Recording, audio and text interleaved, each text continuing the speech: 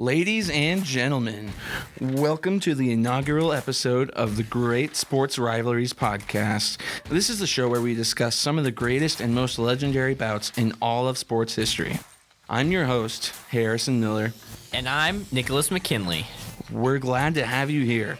Today we'll be discussing one of the most historic rivalries in the MLB. Few baseball rivalries have reached the energetic peaks as the Cubs and Cardinals rivalry. It is truly one of the most long-standing, ongoing, and legendary rivalries in baseball. It is also a rivalry close to our hearts, as one of us is a Cardinals fan, while the other is a Cubs fan. So we're excited to talk about it.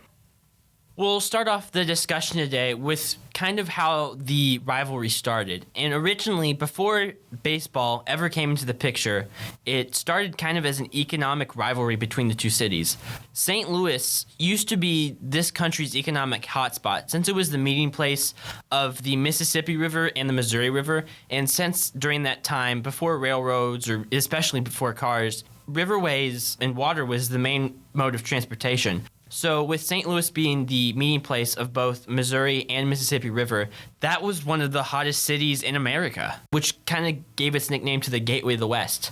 Meanwhile, the big city kind of close to it, Chicago, was always seen as a little brother. Chicago had some stuff going on. It wasn't like there's nothing going on, but they just couldn't compare to the economic powerhouse that was St. Louis. That was until the invention of railroads. With this new innovation, goods could be transported in ways other than water. They could just simply go over normal land, and it would be a more reliable method because sometimes water can be unpredictable. So railroads allowed more opportunity for cities like Chicago. With this new invention, Chicago was able to get way more business, and water travel was deemed ineffective. So St. Louis was no longer the big monopoly city-wise as it used to be. Chicago grew in prominence and became equal to St. Louis and almost today it's past. The little brother Chicago became the big brother. So St. Louis probably felt slighted about that, and Chicago citizens probably felt slighted of being the underdog for all these years. So that's kind of the cultural background between this rivalry. But once baseball comes into the picture, there are two teams, not named the Cubs or the Cardinals, but the Chicago White Stockings and the St. Louis Browns. Those were great throwback uniforms. Yeah, and great names too. Just colors, just all colors, nothing else. Yeah. But anyways, these two teams ended up playing one of the first World Series ever, part of the MLB. Well, not known as MLB, but the idea of the championship that was one of the first in 1885. And actually what was interesting about that World Series is that it ended in a tie. Back in those days, they didn't have the technology for stadium lights, so they would play, and they would play basically until they got to 9 innings or until it got dark and they couldn't see anymore. Then they would stop the game. This resulted in one of the games in the series being a tie. The sun went down. The teams were tied, couldn't get a head up on each other, and so that game tied.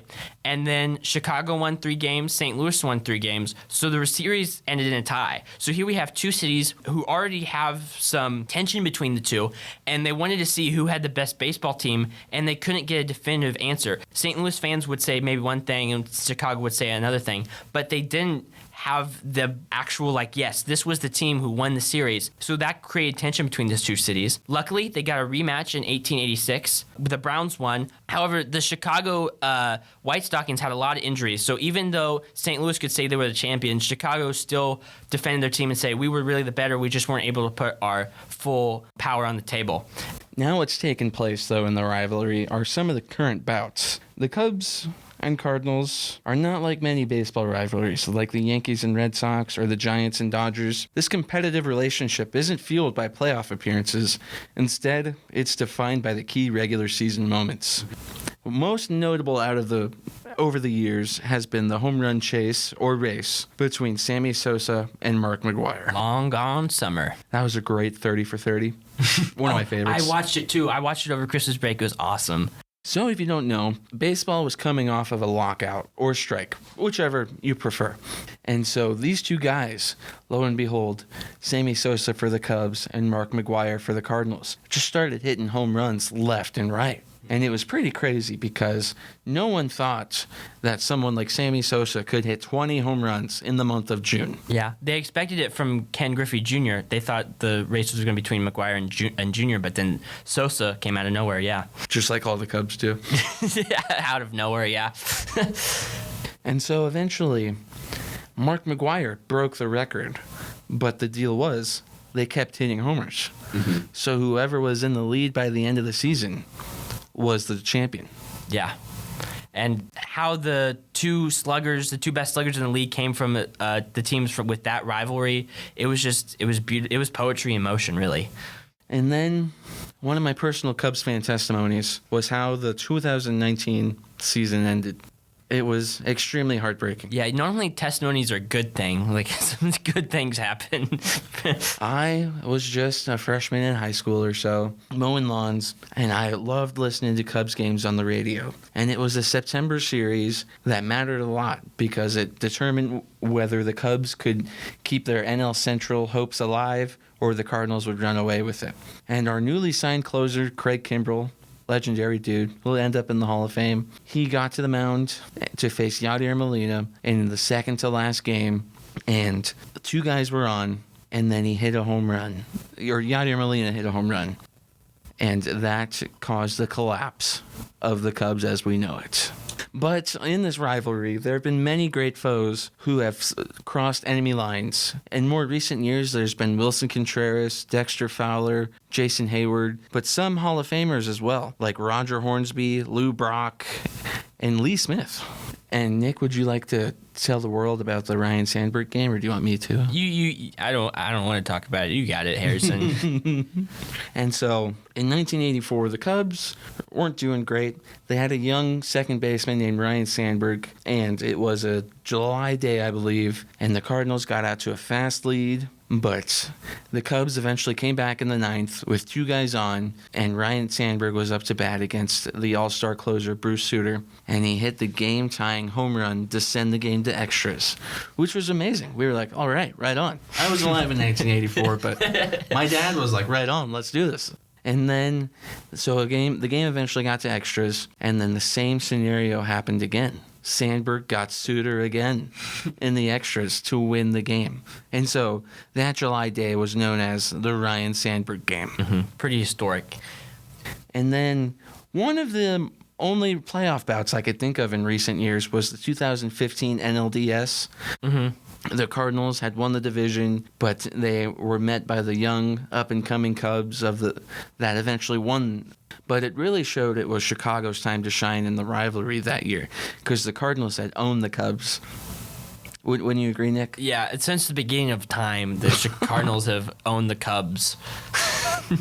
And so the Cubs were like, it's our time to shine. And so they lost game one, but then they won 3 straight games. And in the final game-clinching game, 6 out of the 9 players in the Cubs lineup hit home runs to set a new MLB record for home runs hit by players under 25 in the postseason, which was pretty solid. And then, there's obviously 2019 that happened, and then the MLB made a pretty good move, reinvigorating the MLB London series with the Cubs and Cardinals this past year. Mm-hmm. Justin Steele for the Cubs, continuing his Cy Young bout, and had a great game, while Ian Happ hit 3 home runs off of Adam Wainwright. It was a great day to be a Cubs fan. Yeah, I don't know about you, Nick. Yeah, it was a bad year to be a Cardinals fan. We were kind of struggling, but yeah. The Cubs and Cardinals is one of the most brutal and intense rivalries in baseball. However, it's also helped the game's popularity. People tune in whenever the Cardinals and Cubs play each other. I know I do, because there's bound to be some kind of an exciting moment, whether it's just an epic clutch play or even just maybe a little squabble or fight or anything like that. There's going to be exciting moments. This rivalry's iconic moments have helped increase the viewership of the game. Like I said, the long gone summer helped baseball viewership-wise, because the strike in 1995, people got disenchanted with the game and they stopped watching, and they didn't watch until the long gone summer because historical records were being broken and that rivalry was being reinvigorated. So really, this rivalry has helped save the game. Even if there might be some tension between the fan bases, the Cubs-Cardinal rivalry helps baseball feel alive. It gives it energy. And for that, the Cubs-Cardinals is one of the great sports rivalries.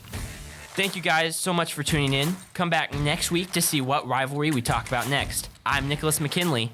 And I'm Harrison Miller. Go Cubs. Go Cardinals. And this is Great Sports Rivalries. See you next time.